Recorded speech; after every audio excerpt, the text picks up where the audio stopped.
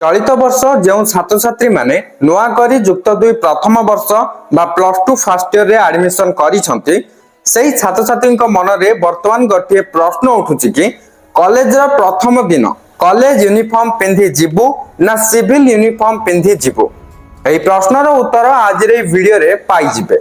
तेणु वीडियोटी को शेष पर्यंत देखि नियंतु।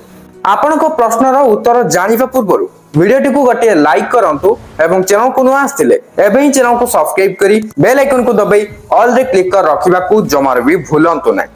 स्कूल जीवनर शेष हेबा परे प्रथम थर पई आपण अबे कॉलेज जीवन को प्रवेश करिवा को जाउछन्ते।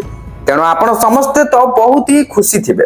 हेले प्रथम दिन जतेबेले कॉलेज को एंट्री करिवे सेही समय रे कॉलेज यूनिफॉर्म पिंधि कॉलेज को एंट्री करिवे की एही प्रश्नर उत्तर देबाकू जाई एया कहिबी जे जदि आपनको पाखरे ऑलरेडी कॉलेज यूनिफॉर्म अछि तेबे आपण कॉलेज यूनिफॉर्म पिंधि जाई परिबे।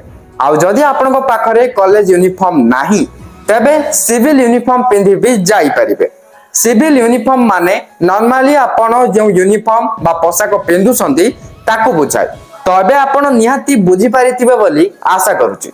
किंतु मने रखंतु जेतेबेले आपनको कॉलेज यूनिफॉर्म प्रस्तुत हेइ जिवो सेबेठारु आपण कॉलेज यूनिफॉर्म पिंधि कॉलेज को जिबे। फाइनली आपनको प्रश्नर उत्तर तो पाई सारिसंती। एबे आपण ए वीडियोटी को सांग मानक सह शेयर करी सेमानकु भी जणाई दियंतु। वीडियोटी को एंड पर्यंत देखिथिबारु बहुत बहुत धन्यवाद।